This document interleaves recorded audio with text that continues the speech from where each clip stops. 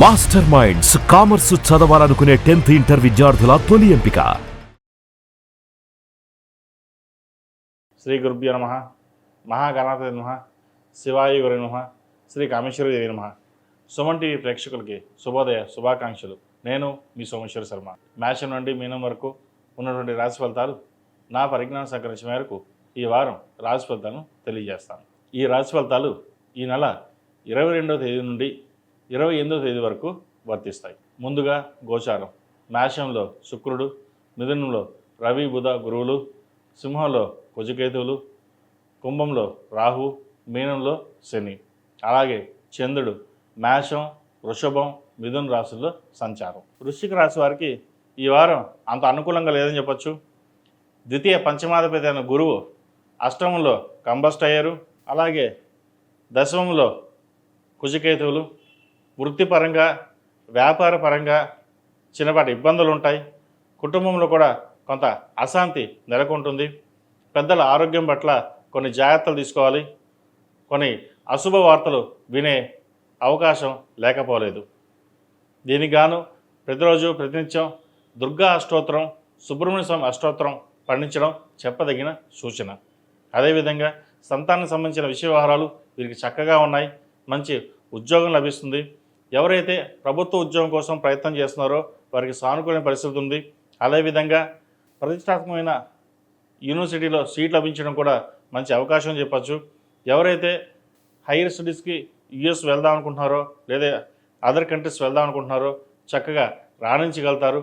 ప్రయత్నాన్ని మటుకి ప్రారంభించవచ్చు. అదేవిధంగా జీవిత భాగస్వామి ఆరోగ్యం పట్ల కొన్ని జాగ్రత్తలు తీసుకోవాలి. ఖర్చు అధికంగా ఉంటుంది. ఖర్చును నియంత్రించాలి. వచ్చిన రూపాయిని సేవింగ్స్ రూపాయినా చేయాలి. ఏదైనా ఇన్వెస్ట్మెంట్ చేయదలుచుకుంటే బంగారం మీద ఇన్వెస్ట్మెంట్ చేయండి, లేదంటే ఫిక్స్డ్ డిపాజిట్ మీద ఇన్వెస్ట్మెంట్ చేయండి తప్ప ఎటువంటి ల్యాండ్ విషయంలో కావచ్చు, ఇతరత్ర చిట్ ఫండ్, షేర్ మార్కెట్ ఇటువంటి వాటికి ఇన్వెస్ట్ చేయకుండా ఉండడం చెప్పదగినది. ప్రస్తుతం ఉన్న పరిస్థితుల్లో వీరికి అనుకూలంగా లేదు.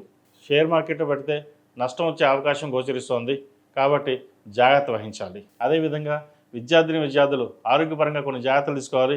విదేశీ విద్యకు సంబంధించిన విషయ వ్యవహారాలు వీరికి సానుకూలపడుతుంది. అలాగే ఏదైనా ఒక విషయానికి వచ్చినప్పుడు ఆచితూచి వ్యవహరించాలి. మనసు స్థిమితంగా ఉండదు. ముందుకు వెళ్ళడమా, వెనక్కి వెళ్ళడమా, లోన్ తీసుకుందామా, లేదంటే ఉన్న ఇక్కడే ఏదో చదువుకుందామా అనే మీమాంసలో ఉంటారు.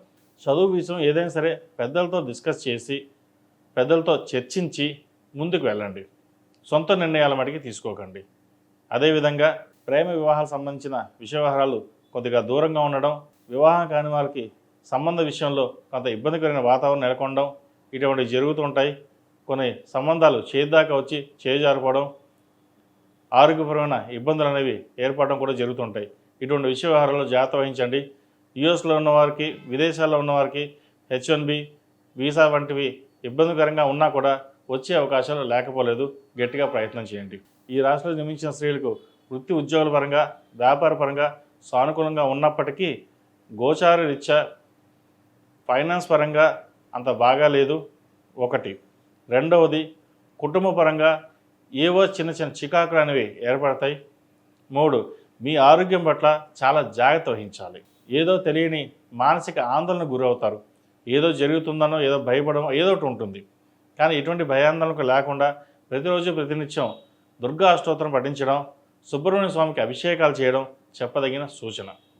ధన నష్టం అధికంగా సూచిస్తోంది.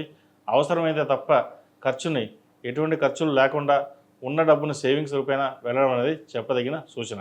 ఈ రాశిలో జన్మించిన వారు ప్రతిరోజు ప్రతినిత్యం ఓం నమో నారాయణ ఒత్తుతో దీపారాయణ చేయడం, హనుమాన్ ఒత్తుతో దీపారాయణ చేయడం, అలాగే సుబ్రహ్మణ్య స్వామికి అభిషేకాలు చేయడం చెప్పదగిన సూచన.